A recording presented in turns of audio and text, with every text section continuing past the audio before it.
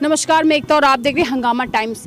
15 अगस्त के रंग हंगामा टाइम्स के संग में, जहां हमने आपको पहले भी कई बार बताया है और आपको दिखाया है, और फिर भी 15 अगस्त आज हमारे नज़दीक है। 15 अगस्त बहुत ही करीब है और उसको हम सेलिब्रेट ना करें और उसमें चार चांद ना लगा दे, रंग ना भर दे, तो हम देशवासी कैसे खुशी मना सकते हैं। लेकिन आज़ादी की बात करें, आज़ादी हमें ऐसे नहीं मिली। कई लोगों की जान गंवाई, बहुत कुछ खोया है, तो हमने एक आज़ादी पाई है। आज़ादी सिर्फ पुरुषों को नहीं, महिलाओं ने भी संघर्ष किया है। चाहे दुर्गावती, फिर हम कह दें कि झांसी की रानी हो, महिला आज कंधे से कंधा मिला काम कर रही है। जहां आज 15वीं राष्ट्रपति हैं द्रौपदी मुर्मू। लेकिन साथ में ये भी कहूँगी, बहुत छोटे छोटे नहीं, हर जगह, हर प्रदेश में, हर गली मोहल्ले में एक द्रौपदी, एक झांसी की रानी, एक इंदिरा गांधी आपको मिलेंगी ही मिलेंगी। आज हमारे साथ ऐसी समाज सेविका हैं जिन्होंने अपना पूरा जीवन समाज सेवा के प्रति अर्पण कर दिया है। उन्होंने अपने जीवन में एक लक्ष्य एक अपनाया कि उन्हें समाज की सेवा करनी है, लोगों के हक की लड़ाई लड़नी है, उनको सब कुछ देना है जो उनके पास है, जो ज्ञान है उनको। हमारे साथ है वीना खुराना जी, समाज सेविका हैं। लेकिन उनका परिचय मैं उनके मुख से जानूंगी, उनकी जर्नी आपको बताऊंगी। और ये 15 अगस्त में ऐसी शख्सियतों से बात नहीं करी, जाना नहीं उनके बारे में, तो अधूरा रह जाएगा हमारा 15 अगस्त भी। वीना जी, बहुत बहुत स्वागत है हंगामा टाइम्स में आपका। और इस समय हम बीना जी के गार्डन में ही हैं। आप देख सकते हो जो इन्होंने समाज सेवा की है, वहीं पेड़ों को भी उतना ही महत्व दिया है, हरियाली को महत्व दिया है, योगा अभ्यास को महत्व दिया है। तो ये पूरा मैं आपको दिखा रही हूँ, ये सब वीना जी की मेहनत है, जो आप इतनी करीब से देख रहे हो, बहुत खूबसूरती से देख रहे हो। जिनके घर में इतनी हरियाली, तो उनका जीवन में और उनके मन में क्या आशाएं हैं, क्या बातें जानते हैं। वीना जी, बहुत खूबसूरत गार्डन है, मेहनत आपकी हमें झलक रही है। तो मैं पहले चाहूँगी दर्शकों के लिए अपना परिचय दीजिए। मेरा परिचय एक समाज सेविका ही है। मैं जम्मू कश्मीर की रहने वाली हूँ, कश्मीरी पंडित हैं हम लोग। और वो उसके लिए ज़्यादा लंबी बात बतानी थोड़ी मुश्किल है और बहुत लंबी हो जाएगी। बस इतना बताना चाहूँगी कि मेरी नानी ने पता नहीं क्या उनको उस समय वहाँ कश्मीर में दिखा है, जो उन्होंने ये कहा मेरे फादर को कि चलो बच्चियों को यहाँ से निकालो, यहाँ रहना ठीक नहीं है। लेकिन मेरे फादर चूँकि वहीं के रॉयल फैमिली के थे, तो उन्होंने कहा मैं नहीं जाऊँगा, आप इन लोगों को ले जाइए। वो हमको लेके यहाँ पर आ गई और हम लोग का जीवन, पढ़ाई लिखाई सब यहीं हो गया। अब हम यूपी के ही हो गए। तो जी, पढ़ाई के साथ साथ मैम, जब आप बड़ी हुई, फिर आपने क्या सोचा, क्या लक्ष्य चुना आपने? बस महिलाओं के लिए काम करना, सिर्फ महिलाओं के लिए। महिलाओं का दुख दर्द मैंने देखा है। सोच लिया था कि जब मैं इस काबिल हो जाऊंगी कि मैं काम कर सकूं, तो सिर्फ महिलाओं के लिए कर सकूं। महिलाओं के लिए बहुत काम किया है। घरेलू हिंसा के लिए आपने कदम उठाया है, घरेलू हिंसा से लिप्त महिलाओं को छुटकारा दिलाया है। कहीं ना कहीं आपको किसी ये नहीं कि आपको किसी की संस्था की या किसी की मदद की जरूरत पड़े, आपने खुद ही बहुत सी किसी को ऐसी। बिल्कुल बिल्कुल, मुझे 37 वर्ष हो गए इस काम को करते हुए। और मैं सम्मानित हूँ केंद्रीय सरकार द्वारा कि मैंने एक भी डाइवोर्स नहीं करवाया। हाँ, तो ये मेरी सक्सेस है। और बाकी गार्डन के बारे में आपने कहा, तो 3 बार गवर्नर से भी पुरस्कृत हूँ ये गार्डन के लिए, लखनऊ के। तो और बाकी जो ज़िंदगी मेरी है जो थी, अब तो योग सुबेरे 4:30 बजे से लेकर 6:15 बजे तक मैं बाहर रहती हूँ। और उसके बाद फिर मैं जाती हूँ अंदर, और पहले गार्डन में काम करती हूँ, फिर जाती हूँ अंदर, तब मेरा रूटीन शुरू होता है। और मेरे को लगता है जैसे 24 घंटे मेरे लिए काम के लिए कम है। अच्छा वीना जी, मैं जानना चाहूँगी वीना अंदर से कैसी हैं, फैमिली में क्या है और फैमिली में कितना सपोर्ट मिला आपको? फैमिली में बहुत सपोर्ट मिला मुझे। मेरे हस्बैंड, मेरे दोनों बेटे बहुत ही मेरे सहयोगी रहे, और इसी वजह से मैं इतना काम कर सकी हूँ। नहीं तो मैं काम कर ही नहीं सकती थी, क्योंकि अगर घर परिवार का सहयोग नहीं होता है तो काम इंसान कर नहीं सकता है। जबकि मेरे हस्बैंड जो है आर्मी से रिटायर्ड हैं और बहुत ही नियम कानून वाले हैं, लेकिन उनके नियमों का पूरा भरपूर, आज भी वो खाना तभी खाते हैं जब उनको परोसा जाता है। वो खाना नहीं खाते, डालते नहीं अपने प्लेट में, पहले उनको खाना परोसती हूँ, फिर मैं खाना खाती हूँ। आज उनका भी ख्याल रखा जाता है। और बच्चे मेरे बहुत अच्छे हैं, 2 बेटे हैं, एक अमेरिका में है और एक कनाडा में है। बच्चों के साथ, फैमिली के साथ, इन सबका समय देने के बाद जो समय मिला आपने समाज सेवा की, कभी कभी फैमिली को भी थोड़ा सा समय कम देना पड़ता होगा, या तो कभी फैमिली को शिकायत रही? बिल्कुल नहीं, बिल्कुल नहीं। मेरे बेटे, मेरे बहुएं, मेरी पोतियां हैं 3। अभी जुलाई में एक बड़ा बेटा और बहू आए हुए थे, अब छोटा बेटा और बहू आए हुए थे, अभी वो लोग गए हैं 30 तारीख को ही। तो सहयोग है मेरा, 1 साल हम जाते हैं, 1 साल वो आते हैं। और मैं बाहर जाती हूँ तो भी डोमेस्टिक वायलेंस पे काम करती हूँ। मैंने हांगकांग में इसके लिए काम किया, अमेरिका में योग कराया, बहुत जहाँ जाती हूँ वहाँ अपना छाप छोड़ के आती हूँ। अच्छा मैम, बहुत सारे समाज सेविक हैं और समाज सेविकाएं हैं जो काम कर रही हैं, लेकिन महिलाओं के लिए काम करना और घरेलू हिंसा पे काम करना कैसे सोचा? कोई ऐसी कहानी, किसी की ऐसी किसी महिला की ऐसी कहानी जो जिसने आपको खींचा, कैसे सोचा आपने कि नहीं अब महिलाओं? ये आपने बहुत टची जो है वो जगह हाथ लगा दिया है। एक दफ़ा दूरदर्शन में प्रोग्राम देते हुए ये प्रश्न एक आपकी तरह कंपेयरर थी, उसने मेरे से लिया था और मैंने टीवी बंद करवा दिया था, शो बंद करवा दिया था। लेकिन आज मैं बताऊंगी, अब तो मेरा अंतिम समय है। मैं डोमेस्टिक वायलेंस की शिकार रही हूँ, इसीलिए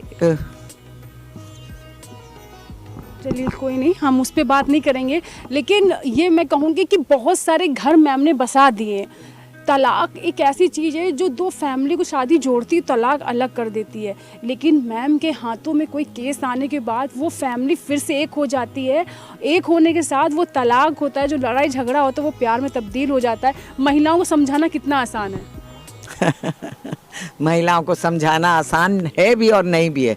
अब आजकल तो मैं उल्टा देख रही हूँ कि महिलाएं जो हैं वो पुरुष ज़्यादा पीड़ित हैं, पुरुष ज़्यादा पीड़ित हैं। ऐसे आपकी तरह एक मेरा इंटरव्यू हो रहा था तो उसमें उन्होंने कहा, और सुबेरे मुझे इतने पतियों के फ़ोन आए कि वाह क्या आपने कहा, हम सच में पीड़ित हैं।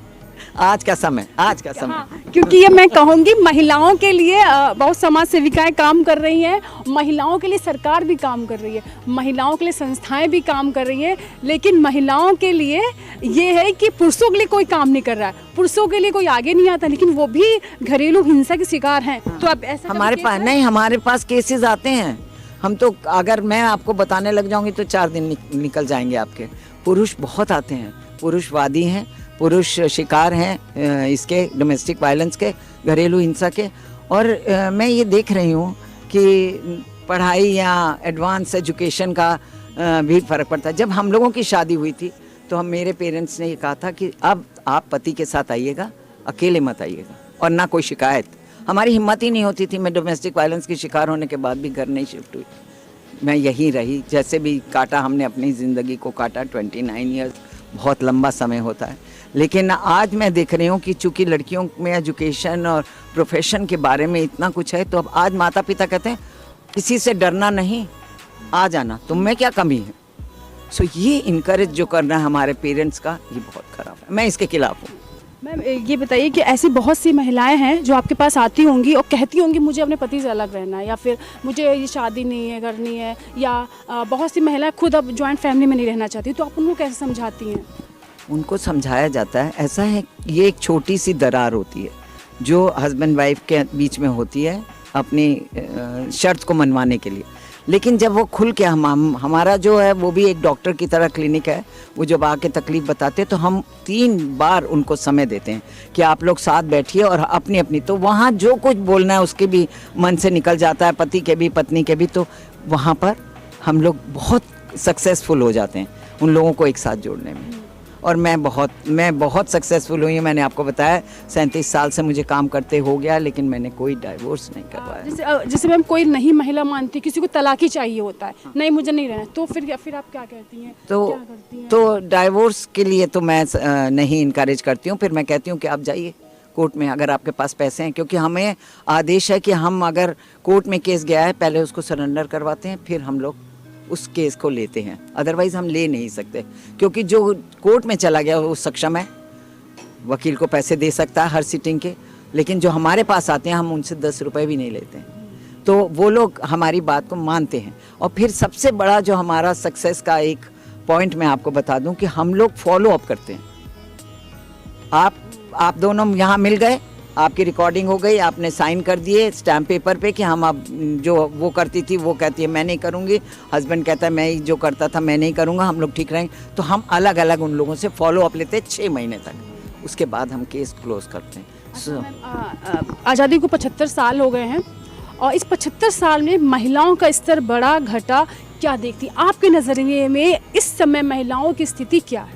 नहीं, इसके लिए तो मैं बिल्कुल ऑपोजिट हो जाऊंगी कि जो हमारा समय था उस समय हम लोग दबाव में थे, हम लोग माता पिता की तरफ से भी दबाव में, ससुराल की तरफ से भी दबाव में, ज़्यादा बोलना नहीं ठीक समझते थे। लेकिन आज नहीं है वो, आज वो काम नहीं है। मेरी बहुएं भी हैं, लेकिन हमने कभी उनको ये भी नहीं कहा कि नाइट सूट मत पहनिए, जीन्स मत पहनिए। लेकिन हम लोगों की हिम्मत नहीं थी। मेरी जब शादी हुई तो मेरी मदर इन लॉ ने कहा था कि जब कमरे से बाहर निकलोगी तो नाइट सूट या नाइटी नहीं होनी चाहिए। ये मेरे लिए था, जबकि मेरी 7 नंदे हैं और मैं 7 नंदों के साथ आज भी वो मुझे अपने बहन की तरह और बच्चे की तरह पालती हैं।